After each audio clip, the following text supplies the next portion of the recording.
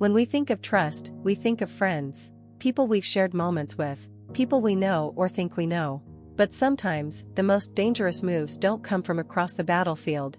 They come from the person sitting right beside you. The friend who meant well, the friend who slipped, the friend who felt just a little too comfortable. This is what the second law of power urges us to see clearly. Never put too much trust in friends, learn how to use enemies. It goes against everything we're taught. We grow up being told to surround ourselves with people who like us, who are loyal, and who will have our backs. However, Robert Greene shows us something different, something harsher, but deeply real. Friends are often ruled by emotion, and that can make them unreliable. Jealousy creeps in, entitlement follows, and because they know you so well, they know exactly where to strike, if they ever choose to. Let's take the story of Michael III, a young Byzantine emperor in the 9th century. He appointed his closest friend, Basil, to a position of power, a man who came from nothing. Michael believed that loyalty was guaranteed because of their friendship. Basil had saved his life once, after all. He gave him wealth, favor, titles. And what did Basil do? He gained more and more power until, eventually, he killed Michael, and took the throne for himself. Now think about that. A man raised up out of gratitude, out of loyalty, a friend. But once that friend tasted power, friendship meant nothing. Robert Greene points out that friendship brings expectations. Friends feel entitled to certain things, support, leniency, opportunity, even when they haven't earned it. And when you deny them what they think they deserve, they often become resentful, sometimes even bitter. A friend spurned can turn into a far more dangerous enemy, because they know your weaknesses. They know where you hide your fears, and they feel betrayed, even if all you did was protect your boundaries. Friends are emotional. Enemies are strategic. Strange, right? But those you once fought against often become more loyal allies. They have more to prove.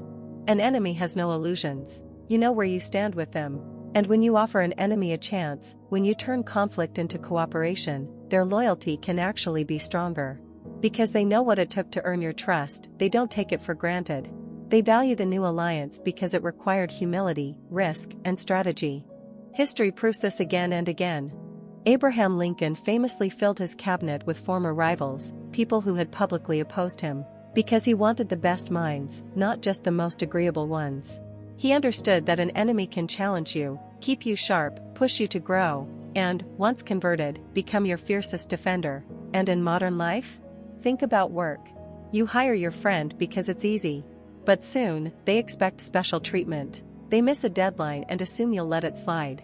They cut corners, and you're torn between correcting them and preserving the friendship. It gets messy fast. But that colleague you used to compete with? If you bring them onto your team, they know the rules.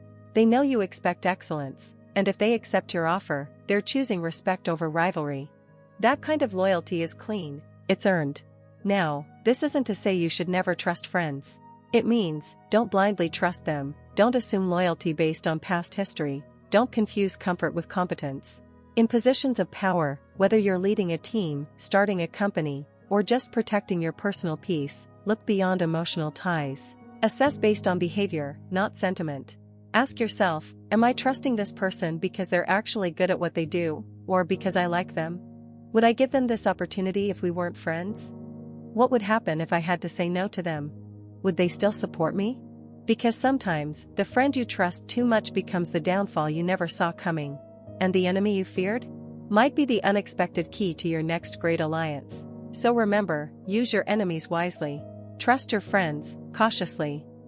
Power favors clarity, not comfort. That was the second law of power. Don't forget to subscribe for more videos, and I'll see you in the next law.